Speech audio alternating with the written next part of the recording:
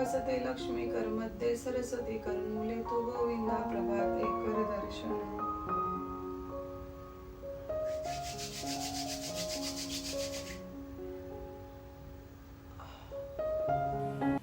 Good morning friends, मी पल्लवी आपल्या चॅनलमध्ये तुम्हा सगळ्यांचं अगदी मनापासून खूप खूप स्वागत आहे. कशात फ्रेंड्स तुम्ही मजेत ना? नाही मजेतच राहा.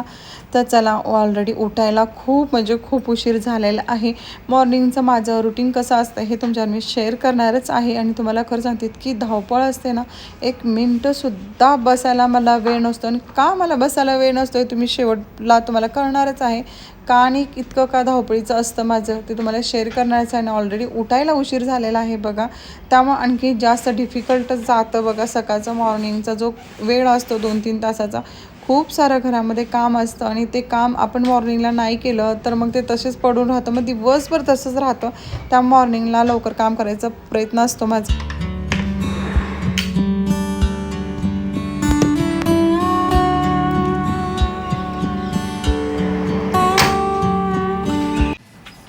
जरा बाहेरचं वातावरण वगैरे कसं आहे तुम्हाला शेअर केलंच मी. बघितलं ना ऊन किती आलेलं आहे. आणि ॲक्च्युली तर आता सध्या मी छोट्या मुलाच्या रूममध्ये झोपत आहे, कारण की इतकं म्हणजे आमच्या त्या रूममध्ये इतके मच्छर आहेत ना, त्यामुळे त्या रूममध्ये झोपायचं मनच करत नाही. रात्रभर झोप येत नाही, इतकं मच्छर असतात. त्यामुळे ह्या रूममध्ये आणि मी त्यात झोपते. आणि फोल्डेबल असा हा बेड आहे आणि खरं सांगते खूप छान पद्धतीने आहे. त्यानंतर आलेली आहे किचनमध्ये. तर किचनमध्ये आल्यानंतर पहिलं काम असतं माझं पाणी पिणं, कारण मला कोमट पाणी पिल्याशिवाय मला चैन पडत नाही सकाळी. म्हणजे जवळपास मी 1-1.5 ग्लास तरी माझं पाणी पिणं असतं सकाळी. आणि शक्यतो कसं आहे माहिती आहे का, आपलं पोट साफ होण्यासाठी तरी उठल्यानंतर कोमट पाणीच पिणं फार गरजेचं असतं. बरेच जण चहा उठलं की घेतात, पण खरं सांगते अजिबात चांगलं नाही. पुढे जाऊन खूप त्याचं शरीरावरती परिणाम वगैरे होतो. म्हणून शक्यतो तरी कोमट पाणी उठल्यानंतर घेत चला. कमीत कमी अर्धा लिटर तरी पाणी कोमट पिलं पाहिजे उठल्यानंतर. नॉर्मल टेम्परेचरचं सुद्धा पाणी घेऊ नका, कोमट पाणी घेऊन बघा. सलग 1 आठवडा 2 आठवडं घेऊन बघा, तुम्हाला फरक स्वतःमध्ये जाणवेल. कारण मला स्वतःला खूप छान असा अनुभव आलेला आहे, तेच मी तुमच्यावर शेअर करत आहे. आणि बघा दूध वगैरे राहिलेलं आहे. मुलांचे पापा सकाळी स्वतः चहा करून पिऊन गेलेला आहे, तर दूध नंतर आलं आहे बहुतेक मला असं वाटतं. कारण की दूध जर आलं असेल ना तर ते आणून ठेवतात घरामध्ये, पण आता सध्या कसं बहुतेक दूध उशीर लागला असेल त्यांना द्यायला, त्यामुळे इथे दूध आलं. पिशवी वॉश करून मी ठेवलेलं आहे, तर दूध नंतरच्याला मी उकळायला ठेवीनच. तर म्हणलं पहिल्यांदा जे काय आपलं सकाळचं रुटीन आहे ते पहिला फॉलो करावं, कारण पडलं की तसं पडून राहतं बघा. त्यानंतर इथे पेपर वगैरे मी बाहेर अरेंजमेंट केलेले आहे पेपरासाठी. जे कॉमन बेसिंग आहे ना तिथेच खाली पेपरचं अरेंजमेंट केलेली वगैरे आहे. तर होम टूरमध्ये बरेच दाखवलेलंच आहे.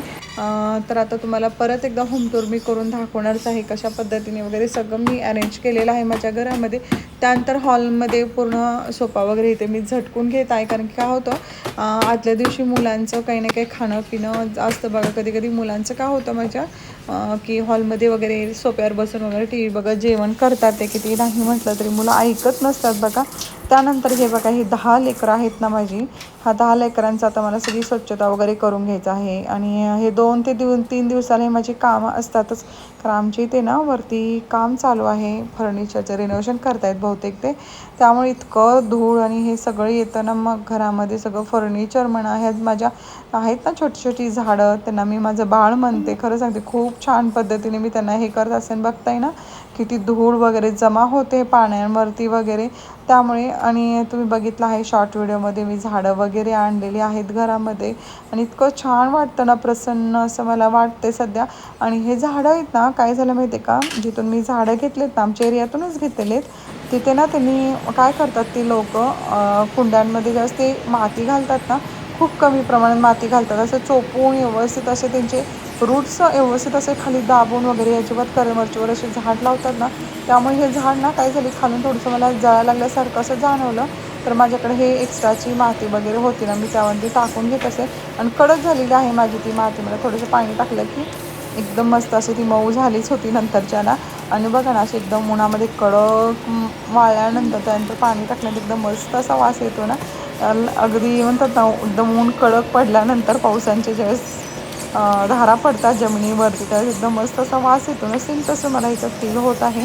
आणि खरं सांगते एकदम मस्त असं वाटत आहे त्याचा वास आल्यानंतर. आणि नंतरच्या मी परत पुसूनसुद्धा घेतल्यानंतर आणखी एकदा ते कुंडा पण व्यवस्थित असा स्वच्छ धुवून घेतला, कारण की त्यामध्ये माती वाहून दिली नाही मी जास्त, अशी काय व्यवस्थित चोपून असे हे केलं, म्हणजे ते झाड ॲक्च्युली स्थिर राहिलं पाहिजे ना असं मला वाटतं. त्यामुळे मी ते सगळं व्यवस्थित आता हे धुवून वगैरे घेत.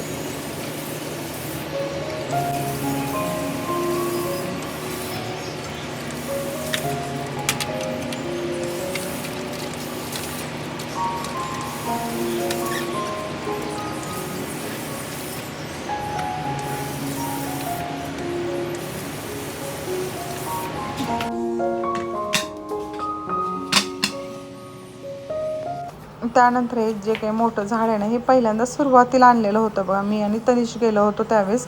आणि आणल्यानंतर मुलांच्या पप्पांना हे झाड अजिबातच आवडलं नाही. ते म्हणले काय एवढे पैसे वगैरे घालवले, कसलं झाड घेऊन आला, घरामध्ये छान वाटत नाही, असं तसं त्यांचं म्हणणं होतं. पण आता आणलेलंच आहे, एवढा पैसे जातात ना झाडं वगैरे घ्यायला, तर म्हटलं जाऊ दे, आता घेतलंच आहे तर मग मी ते ठेवून घेतलेलं आहे. आधी ना तुम्ही एका व्हिडिओमध्ये पाहिलं असेल, मी तिथे सोफ्याच्या साईडला ठेवलेलं होतं, पण तिथे अजिबातच चांगलं वाटेना असं म्हणणं होतं. त्यामुळे नंतर त्याची जागा चेंज केली.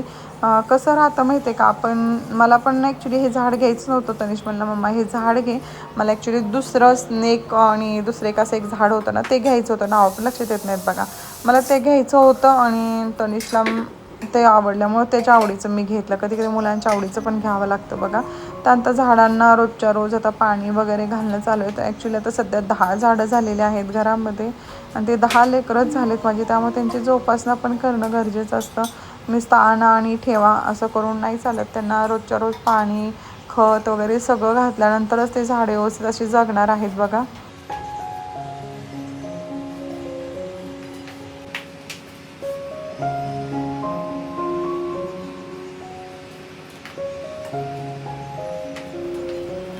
आंघोळ वगैरे झाली, त्या तिथे देवाच्या पाया वगैरे पडले. ॲक्च्युली मला पिरियड चालू आहेत ना, त्यामुळे मी काय देवाची पूजा वगैरे केली नाही, तर लांबूनच देवाच्या पाया पडले. आणि तुम्हाला एक गंमत सांगते की आता मी तुम्हाला वाटली तेच मोकळे का सोडले, किचनची कामं वगैरे करते. काय झालं, मी आंघोळीला गेले, पाणी सोडायला बकेटमध्ये, आणि शॉवर ऑन होता. मुलांच्या पप्पांनी शॉवर ऑन तसा ठेवला होता, मी पाहिलंच नाही, आणि ते पूर्ण माझ्या केसांवरती पडलं, आणि माझा गाऊन होता ना तो पण भिजला, असं झालं. त्यामुळे मग मी केस मोकळे ठेवले, कारण की ते नंतर की बांधले ना खूप असं वास वगैरे येतो, मग त्यामुळे मला नाही आवडत ते. त्यामुळे म्हटलं जाऊ दे, मग थोडेसे केस मोकळे सोडले, वाळल्यानंतर मग फ्लश लावणारच आहे मी तशी. त्यानंतर बघा देवाच्या पाया वगैरे पडली. आज तर काही पूजा वगैरे काहीच करायचं नाही आहे त्यामुळे. आणि इथे बघा मी बनवत आहे मला स्वतःसाठी चहा वगैरे. आता आंघोळ झाल्यानंतर माझं असतं काम हे चहा वगैरे पिणं, आणि त्यानंतर चहा वगैरे तिकडे लहान गॅस करून ठेवलेलंच आहे. तर आता म्हटलं दूध वगैरे इकडे दुसऱ्या गॅसवरती लहान गॅस करून तापायला वगैरे ठेवा, आणि चहा उकळल्यानंतर मग चहा घेता येईल. कारण जर थोडंसं चहा जास्त उकळते मी, जेणेकरून मला तशा पद्धतीनेच आवडतो. थोडं जास्त उकळलं ना चहाला पण टेस्ट छान येते बघा. तर इथे आता मी साई वगैरे कालच्या दुधाची मी ते काढून वगैरे घेत आहे. कालचं दूध ॲक्च्युली ना थोडंच दूध असं राहिलेलं होतं, कारण मुलांना काल कोल्ड कॉफी करून दिली होती ना, त्यामुळे इथं थोडंच दूध राहिलेलं होतं, त्याची साई काढून घेतली.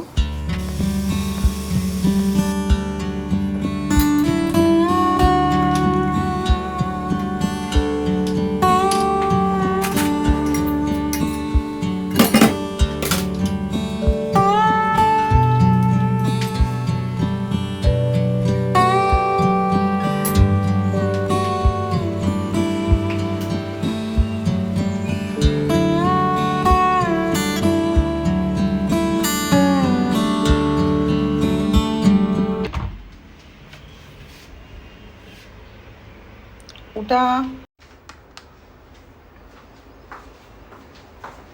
10:30 वाजले, चक्क 10:30.